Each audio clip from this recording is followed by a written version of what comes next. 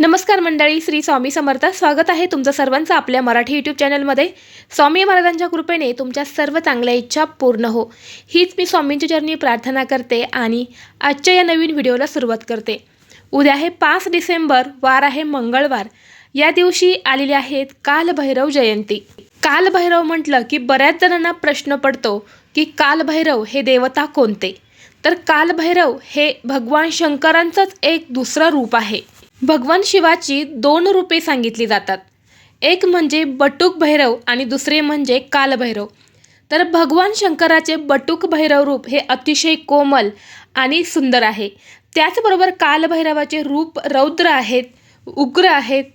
आणि असं म्हटलं जातं की काल अष्टमीच्या दिवशी भगवान शिवाने पापींचा नाश करण्यासाठी उग्र रूप धारण केले होते आणि म्हणूनच मासिक कालाष्टमीच्या रात्री कालभैरवाची पूजा केली जाते. त्याचप्रमाणे जर आपण या कालभैरव जयंतीच्या दिवशी जर व्रत केलं आणि व्रत करताना जर आपण आपल्या मनामध्ये एखादी इच्छा व्यक्त केली आणि इच्छा व्यक्त करून जर हे व्रत केलं तर आपलं 100% आपण जी पण इच्छा बोललेला आहोत ती इच्छा आपली पूर्ण होते. परंतु ही इच्छा आणि हे व्रत तेव्हाच पूर्ण होतं जेव्हा आपण रात्री चंद्राला जल अर्पण केल्यावर हे व्रत सोडतो आणि तेव्हाच हे व्रत पूर्ण होतं. कालभैरव हे वाईटाचा नाश करणारे, त्याचप्रमाणे पापांचा नाश करणारे देवता मानले जाते. त्यांची भक्तिभावाने सेवा आणि उपासना जर केली तर आपल्यावरती कुठल्याही प्रकारची नकारात्मक ऊर्जा, त्याचप्रमाणे आपल्यावरती कोणीही तंत्रमंत्राचाही प्रभाव आपल्यावरती पाडू शकत नाही. त्यामुळे आपल्याला होईल तेवढी सेवा आणि उपाय आपल्याला या दिवशी करायचे आहे.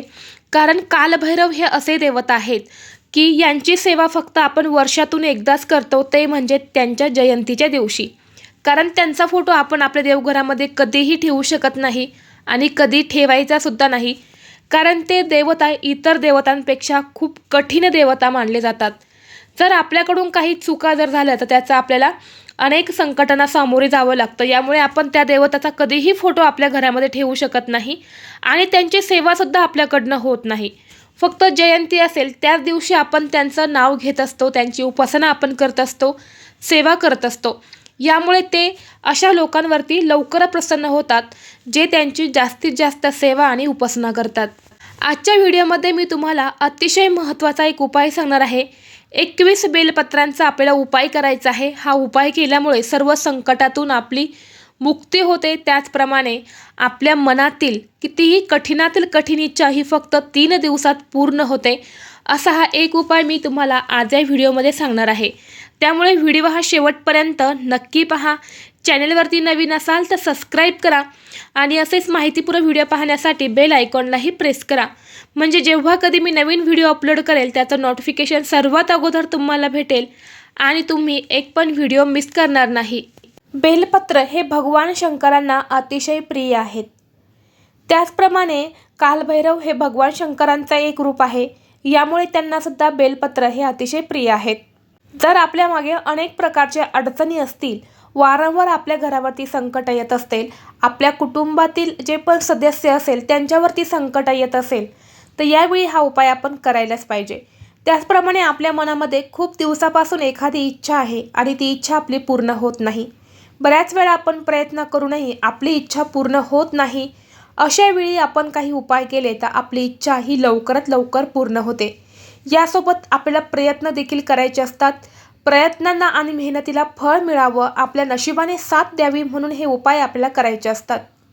जर तुमच्याही मनामध्ये एखादी इच्छा असेल आणि ती लवकरात लवकर पूर्ण होण्यासाठी, त्याचप्रमाणे आपल्या घरातल्या कुटुंबातील सदस्यांवरती वारंवार काही संकट येत असतील, अडचणी येत असतील, महत्त्वाची कामं पूर्ण होत नसेल किंवा घरामध्ये वारंवार मतभेद, भांडणे, कलह यासारख्या गोष्टी तुमच्या कुटुंबामध्ये घडत असेल तर हा एक उपाय तुम्ही नक्की करा.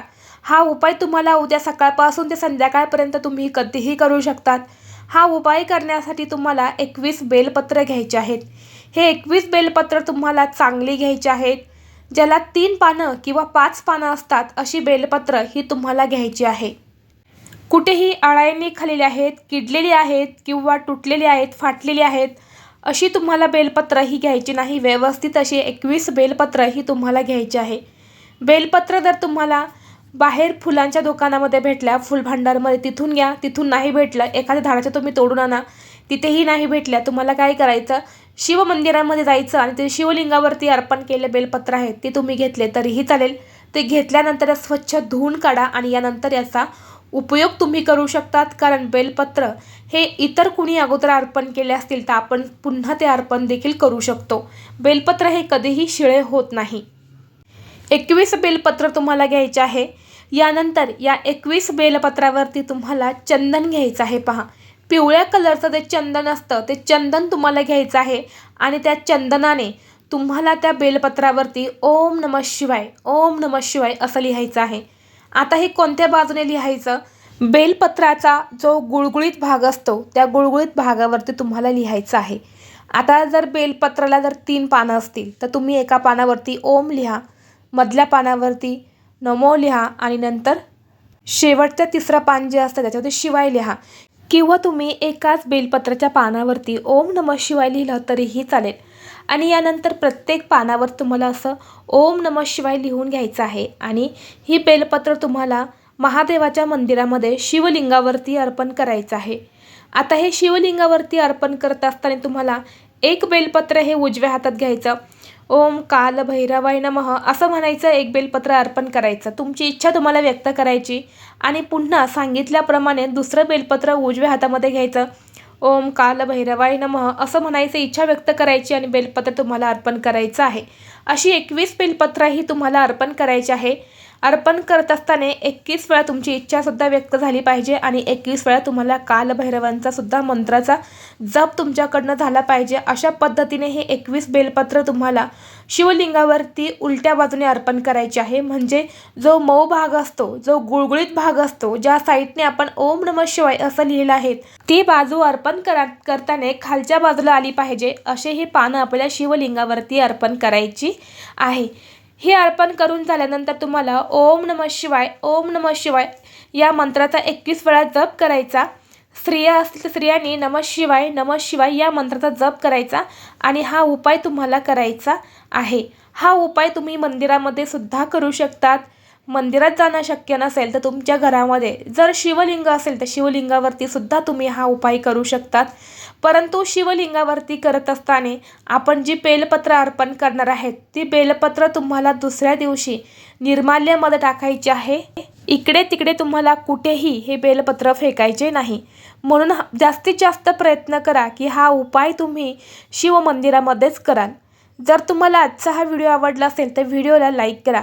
चॅनलवरती नवीन असाल तर सबस्क्राईब करा आणि असेच माहितीपूर्ण व्हिडिओ पाहण्यासाठी बेल आयकॉनला प्रेस करा. चला तर मग भेटू असंच पुढल्या एका नवीन व्हिडिओमध्ये. तोपर्यंत सर्वांना श्री स्वामी समर्थ.